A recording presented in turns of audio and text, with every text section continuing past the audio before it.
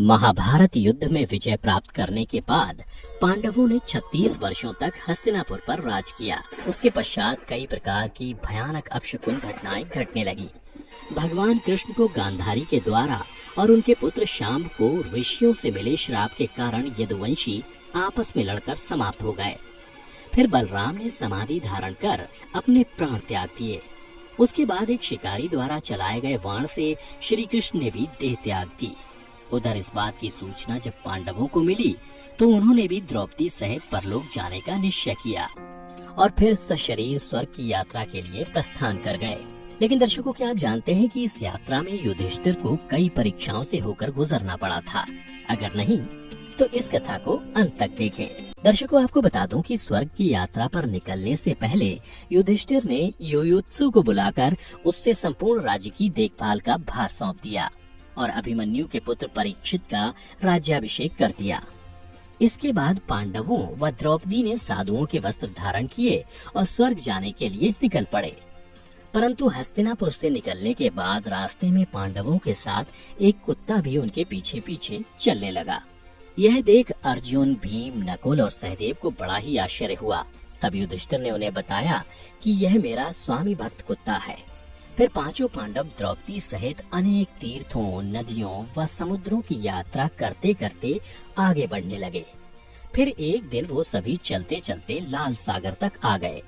परंतु अंतिम यात्रा के समय भी अर्जुन अपने गांडीव धनुष व अक्षय तरकशों के लोभ का त्याग नहीं कर पाए थे, जिस कारण लाल सागर के पास अग्निदेव प्रकट हुए और उन्होंने अर्जुन से गांडीव धनुष और अक्षय तरकशों का त्याग करने को कहा। तब अर्जुन को ना चाहते हुए भी इन दोनों का त्याग करना पड़ा। फिर पांडवों ने पृथ्वी की परिक्रमा पूरी करने की इच्छा से उत्तर दिशा की ओर यात्रा आरंभ की। इस तरह यात्रा करते करते पांडव हिमालय तक पहुंच गए, जहां उन्हें केदारनाथ में शिव के दर्शन हुए और उन्हें बंधु बांधवों की हत्या के पाप से मुक्ति मिली। फिर भगवान शिव ने उन्हें स्वर्ग का मार्ग बताया था। पांडव आगे बढ़े तो उन्हें बालू से भरा समुद्र दिखाई पड़ा। इसके बाद उन्होंने सुमेरु पर्वत के दर्शन किए। फिर वे सभी सशरीर स्वर्ग की ओर बढ़ने लगे। तभी इंद्रदेव वहां प्रकट हुए और उन्होंने पांडवों से कहा, मैं तुम लोगों को लेने आया हूँ। तब युधिष्ठिर ने कहा, प्रभु क्षमा करें, हम लोग आपके साथ स्वर्ग नहीं जा सकते, क्योंकि हम सभी मनुष्य हैं और हमारे लिए अपने बल पर ही स्वर्ग तक की यात्रा करना उचित होगा। युधिष्ठिर के मुख से ऐसी बातें सुनकर देवराज इंद्र प्रसन्न हुए और वहां से चले गए। उसके बाद पांचों पांडव, द्रौपदी तथा वह कुत्ता तेजी से आगे बढ़ रहे थे। तभी द्रौपदी लड़खड़ाकर गिर गई। यह देख भीम ने युधिष्ठिर से पूछा कि द्रौपदी ने कभी कोई पाप नहीं किया, तो फिर क्या कारण है कि वह सबसे पहले नीचे गिर पड़ी? तब युधिष्ठिर ने कहा कि द्रौपदी हम सभी में अर्जुन को सबसे अधिक प्रेम करती थी, इसलिए उसके साथ ऐसा हुआ। ऐसा कहकर युधिष्ठिर द्रौपदी को देखे बिना ही आगे बढ़ गए। फिर थोड़ी देर बाद सहदेव भी गिर पड़े। तभी भीम ने पुनः युधिष्ठिर से सहदेव के गिरने का कारण पूछा, तो युधिष्ठिर ने बताया कि सहदेव किसी को अपने जैसा विद्वान नहीं समझता था, इसी दोष के कारण इसे आज गिरना पड़ा। इसी तरह कुछ देर बाद नकुल भी गिर पड़े। फिर भीम के पूछने पर युधिष्ठिर ने बताया कि नकुल को अपने रूप पर बहुत अभिमान था, इसलिए आज इसकी यह गति हुई। उसके थोड़ी देर बाद अर्जुन भी गिर पड़े। यह देख युधिष्ठिर ने भीमसेन को बताया कि अर्जुन को अपने पराक्रम पर अभिमान था। अर्जुन का मानना था कि वह एक ही दिन में शत्रुओं का नाश कर देगा, लेकिन वह ऐसा कभी कर नहीं पाया और इसी अभिमान के कारण ही अर्जुन की आज यह हालत हुई है। ऐसा कहकर युधिष्ठिर आगे बढ़ गए। उसके बाद थोड़ी आगे चलने पर भीम भी गिर गए।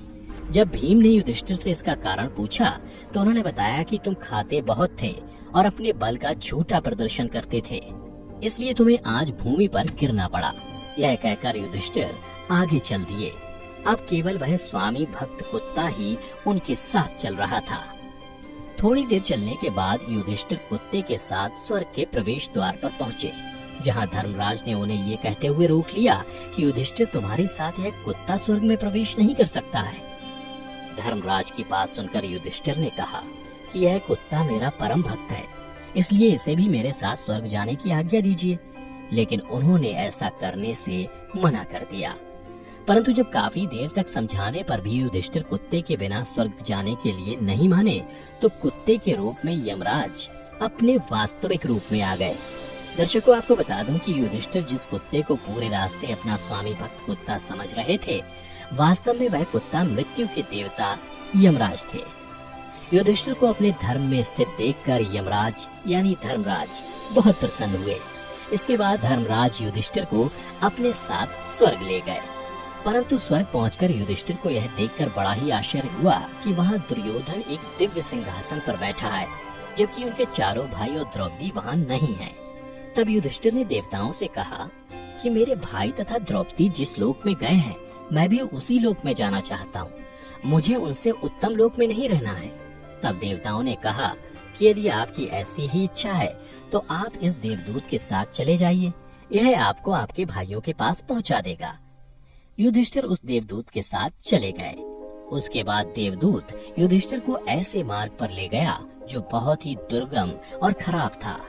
उस मार्ग पर चारों ओर घोर अंधकार फैला हुआ था। सभी ओर लाशों का अंबार लगा हुआ था जिनसे दुर्गंध आ रही थी। इसके अलावा लोहे की चोंच वाले कौवे और गिद्ध मंडरा रहे थे। वह असिपत्र नामक नरक था। वहाँ की दुर्गंध से तंग आकर युधिष्ठिर ने देवदूत से पूछा कि हमें इस मार्ग पर और कितनी दूर चलना है और मेरे भाई कहाँ हैं? युधिष्ठिर की बात सुनकर देवदूत बोला कि देवताओं ने कहा था कि जब आप थक जाएं तो आपको लौटा लाऊं। यदि आप थक गए हो तो हम पुनः लौट चलते हैं। युधिष्ठिर ने ऐसा ही करने का निश्चय किया। परंतु जब युधिष्ठिर वापस लौटने लगे तो उन्हें दुखी लोगों की आवाज सुनाई दी। वे युधिष्ठिर से बार बार कुछ देर और वहीं रुकने के लिए कह रहे थे। उन करुण आवाजों को सुनकर युधिष्ठिर ने जब उनसे उनका परिचय पूछा तो उन्होंने कर्ण, भीम, अर्जुन, नकुल, सहदेव व द्रौपदी के रूप में अपना परिचय दिया। तब युधिष्ठिर ने उस देवदूत से कहा कि तुम पुनः देवताओं के पास लौट जाओ। मेरे यहाँ रहने से यदि मेरे भाइयों को सुख मिलता है तो मैं इस दुर्गम स्थान पर ही रहूंगा। उसके बाद उस देवदूत ने ये बात जाकर देवराज इंद्र को बता दी। फिर कुछ क्षण पश्चात सभी देवता भी युधिष्ठिर के पास आ गए। देवताओं के आते ही वहाँ सुगंधित हवा चलने लगी। चारों ओर उजाला हो गया। यह देख युधिष्ठिर ने देवताओं से पूछा कि हे देवगण, मुझे पहले यह बताइए कि ये सब क्या है। तब देवराज इंद्र ने युधिष्ठिर को बताया कि तुमने अश्वत्थामा के मरने की बात कहकर छल से द्रोणाचार्य का वध करवाया था। इसी परिणाम स्वरूप तुम्हें भी छल से ही कुछ देर नरक के दर्शन करने पड़े। अब तुम मेरे साथ स्वर्ग चलो, वहाँ तुम्हारे भाई व अन्य वीर पहले ही पहुँच गए हैं। उसके बाद देवराज इंद्र के कहने पर युधिष्ठिर ने देव नदी गंगा में स्नान किया। स्नान करते ही उन्होंने मानव शरीर त्याग करके दिव्य शरीर धारण कर लिया। इसके बाद बहुत से महर्षि उनकी स्तुति करते हुए उन्हें उस स्थान पर ले गए जहां उनके चारों भाई आनंद पूर्वक विराजमान थे। फिर वहां युधिष्ठिर ने भगवान श्री कृष्ण के दर्शन किए। फिर उन्होंने देखा कि अर्जुन उनकी सेवा कर रहे थे। युधिष्ठिर को आया देख श्री कृष्ण व अर्जुन ने उनका स्वागत किया। उसके बाद युधिष्ठिर ने देखा कि भीम पहले की तरह शरीर धारण किए वायु देवता के पास थे। कर्ण को सूर्य के समान स्वरूप धारण किए देखा और नकुल व सहदेव को अश्विनी कुमारों के साथ देखा।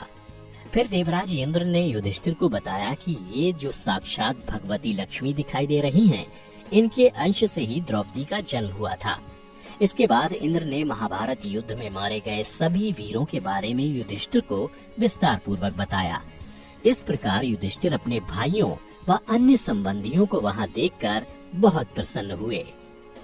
तो दर्शकों, आशा करता हूँ कि आपको महाभारत से जुड़ी ये कथा पसंद आई होगी। अगर पसंद आई हो तो ज्यादा से ज्यादा लाइक और शेयर करें। साथ ही ऐसे ही आध्यात्मिक और पौराणिक कथाओं के लिए अभी हमारे चैनल को सब्सक्राइब कर लें।